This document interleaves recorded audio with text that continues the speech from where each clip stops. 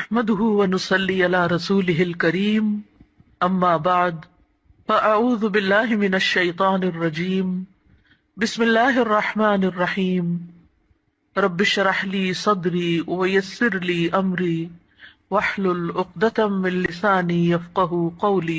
اللہ تعالیٰ نے انسان کو جن بڑی بڑی نعمتوں سے نوازا ہے ان میں سے ایک نعمت اولاد کی نعمت ہے۔ قرآن حکیم میں اولاد کی ولادت کا ذکر ایک خوشخبری کے طور پر کیا گیا ہے۔ ارشاد باری تعالیٰ ہے، یا زکریا انا نبشرک بغلام اسمہ یحییٰ لم نجعل لہ من قبل سمیا۔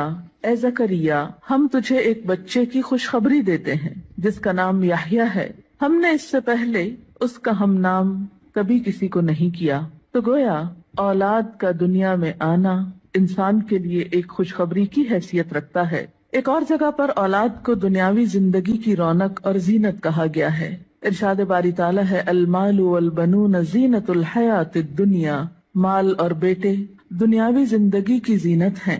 اسی طرح انسان کے لیے اولاد ایک مددگار اور ایک بہترین غمخوار کی حیثیت بھی رکھتی ہے۔ اولاد سے انسان کی بہت سی توقعات بھی وابستہ ہوتی ہیں، لیکن اولاد والدین پر سب سے بڑا حق جو رکھتی ہے وہ تربیت کا حق ہے۔ اس لیے والدین کو اس معاملے میں اپنی ذمہ داری کا ثبوت دینا چاہیے، اور قیامت کے دن اس کے بارے میں ان سے سوال بھی ہوگا۔ قرآن پاک میں اللہ سبحانہ وتعالیٰ فرماتے ہیں، یا ایھا الذین آمنوا قوا انفسکم واہلیکم نارا۔ اے لوگو جو ایمان لائے ہو، اپنے آپ کو اور اپنے گھر والوں کو آگ سے بچاؤ۔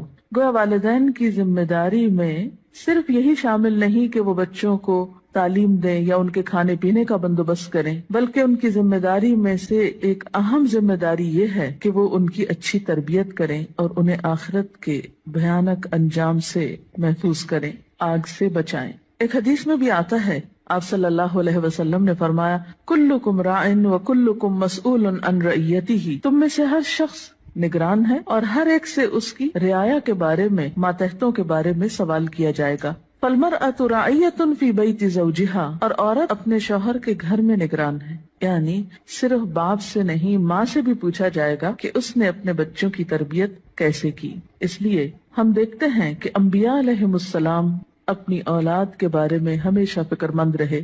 حضرت ابراہیم علیہ السلام اپنے ساتھ اپنی اولاد کے لیے بھی دعائیں مانگتے ہیں، رب اجعلنی مقیم الصلاۃ ومن ذریتی۔ اے اللہ، مجھے نماز قائم کرنے والا بنا اور میری اولاد میں سے بھی۔ حضرت یعقوب علیہ السلام کے بارے میں آتا ہے کہ جب انہیں موت آئی تو اس وقت انہوں نے اپنے بچوں کو بلا کر کچھ پوچھا۔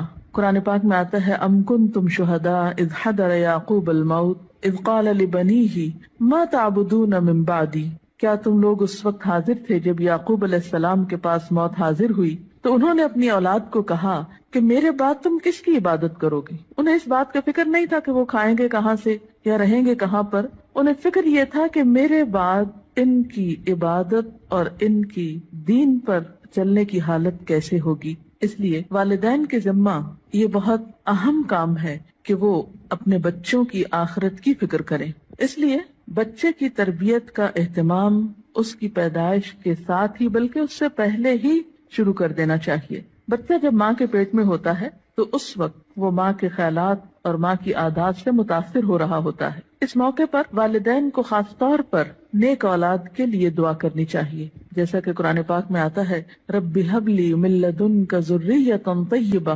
اے میرے رب، مجھے اپنے پاس سے پاکیزہ اولاد عطا کر۔ پھر اسی طرح بچے کی پیدائش پر، خواہ وہ لڑکی ہو یا لڑکا، خوشی کا اظہار کرنا چاہیے، اللہ تعالیٰ کا شکر ادا کرنا چاہیے، اس نعمت کو اچھی طرح قبول کرنا چاہیے تاکہ پھر اس کی صحیح طور پر قدردانی ہو سکے۔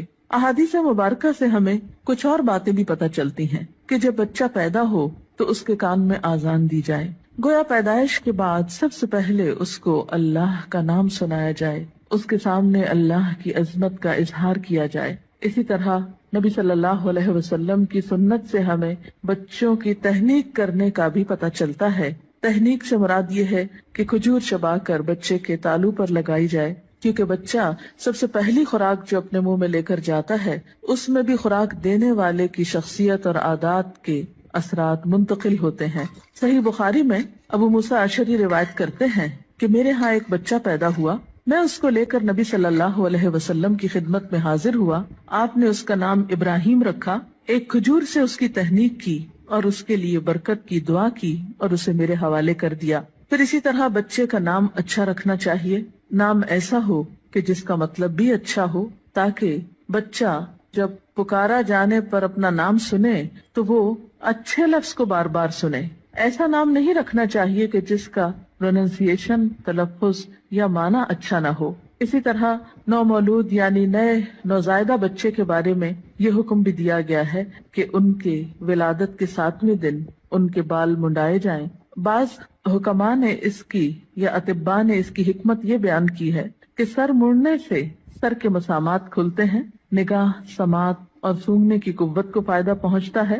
اسی طرح سنت میں ہمیں بچوں کا عقیقہ کرنے کے بارے میں بھی تعلیمات ملتی ہیں. عقیقہ کرنے میں ایک حکمت یہ ہے کہ انسان اپنے رشتہ داروں کو، غریبوں کو، ہمسایوں کو اس خوشی میں شریک کرتا ہے. اس موقع پر ان کے لیے گوشت بھجواتا ہے، یعنی عقیقے کے جو بکرے ہیں ان میں سے. پھر اسی طرح بچپن ہی سے بچوں کے ساتھ محبت اور شفقت کے ساتھ پیش آنے کا حکم ہے. بچہ صرف غذا کا ہی محتاج نہیں ہوتا، محبت و شفقت اور کیئر کا محتاج بھی ہوتا ہے. نبی صلی اللہ علیہ وسلم کا ارشاد ہے، جو ہمارے بچوں پہ شفقت نہ کرے اور ہمارے بڑوں کی عزت نہ کرے وہ ہم میں سے نہیں. پھر آپ دیکھیے کہ تربیت میں صرف محبت و شفقت ہی کافی نہیں ہوتی، بلکہ اس کے ساتھ ساتھ بچوں کو ڈسپلن سکھانا بھی بے حد ضروری ہوتا ہے. پھر یہ ہے کہ بچوں کی تربیت کے مختلف پہلو ہیں.